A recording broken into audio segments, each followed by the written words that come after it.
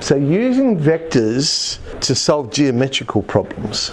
These are the sorts of things we keep in mind when we're going to use vectors. It may not necessarily be sitting with coordinates and what have you. So what we tend to do is we'll choose a vertex or some other key point in the problem to represent the origin. I can work out where position vectors are coming from. Remember, the sum or difference of vectors will always create a triangle. Parallel vectors, well, they're going to be multiples of each other. We can use the dot product to find the angle between vectors, but this one is about the perpendicular.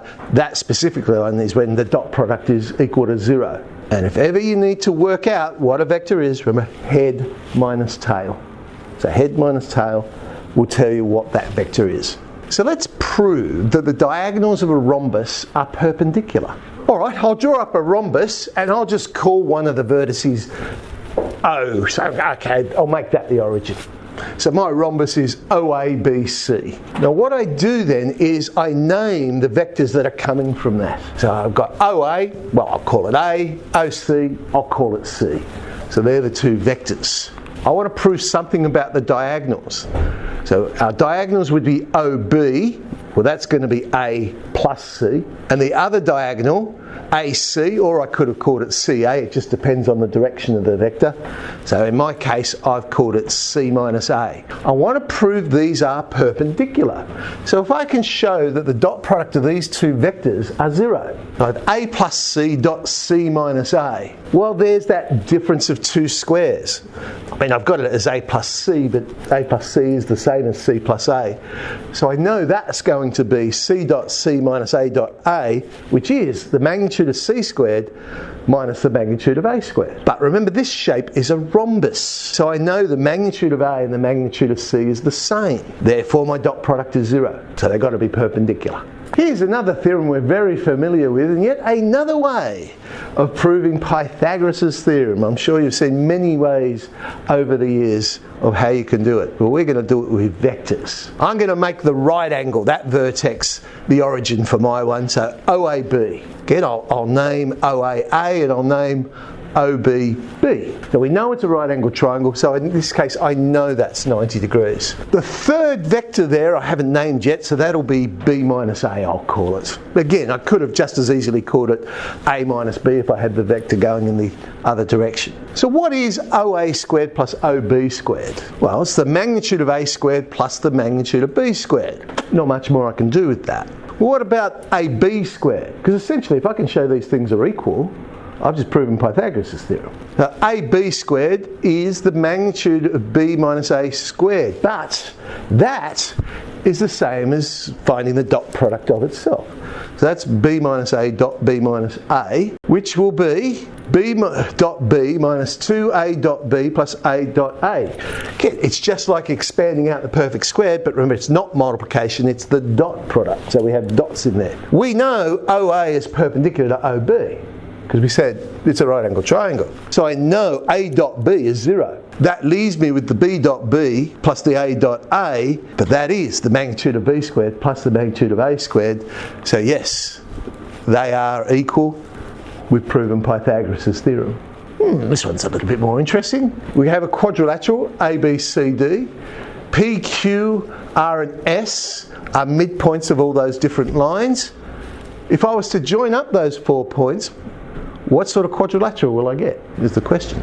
Okay, well, I'm going to treat A as the origin. I've just picked one of the vertices, A. So as far as I'm concerned, that's A. I want to now name the vectors coming from A. So I'm going to call AB, I'm going to call that U. AC, I'm going to call that V. And AD, I'm going to call that W. Now, AP, because I'm interested in these points. I need to come up with some vectors that involves those points. But I know P is the midpoint of AC. So AP would be a half of AC, and AC I define to be V, so it's got to be a half V. BQ, that will get Q into the problem. Well, it's a half of BD, again it's the midpoint, and BD I haven't defined, but I can say head minus tail. Head minus tail, so it'll be a half of W minus U. So that's Q got into there. R, well R is a half of AD, and we defined AD to be W, so that's a half W. Now I need to get S into the problem. So BS will be a half of BC. BC, again I'll use head minus tail, so that's a half of V minus U. Now, how can I pull it all together? PR, this vector here, that will join P and R together. And it'll tell me something about one of the sides of this shape I'm trying to define. Well, PR I could rewrite as PA plus AR. Smash them together, the A's disappear, and I've defined both of those. Because PA will be the negative of AP, so that's minus a half V. And AR, where are we? There it is. AR we define to be a half of W. So okay, I know PR will be a half of W minus V. Well, let's see if I can't come up with a vector for QS, or I've done SQ. So that again I could rewrite as SB plus BQ. So that'll be a half of U minus V plus a half of W minus U. Play around with that. It also turns out to be a half of W minus V. So what we now know is PR and SQ are equal vectors. I now know what the shape is. Because I've got opposite sides of this shape that are equal vectors. Well, what do we know about vectors? Equal vectors are going to be parallel, so I know the opposite sides are parallel. And if they're equal vectors, their magnitude's got to be the same length as well. I have a pair of opposite sides that are both equal and parallel. The shape's got to be a parallelogram. Let's have a look at some HSC questions. In 2021 they asked this one. We've been given a trapezium, BC being parallel to AD. We're told that the diagonals in this shape are equal. So I guess what we can conclude from this is the diagram is not to scale. Because it certainly does not look equal in their diagram. But that's the diagram that was provided.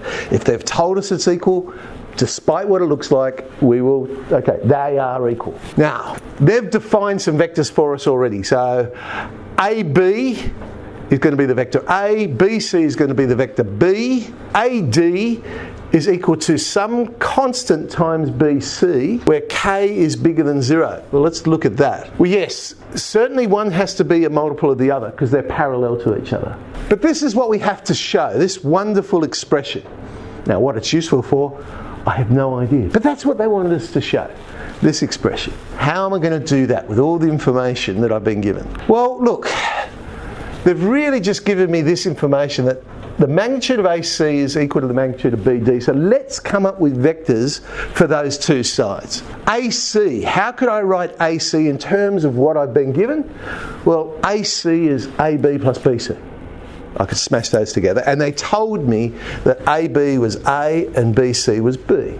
So all right, I've got an expression for AC. Let's now try and find one for BD. Now that would be BA plus AD. BA is the negative of AB, so it's negative A, and AD they told me was K times BC, but BC they told me was equal to B, so I have negative A plus KB. They've told me those magnitudes are equal, but more importantly, to make it useful, the magnitude squareds must be equal, because this will allow me to bring the dot product in, and I can see in what I'm trying to show, it's got a dot product in there. So if I make these magnitudes squared, I get the dot product into the problem.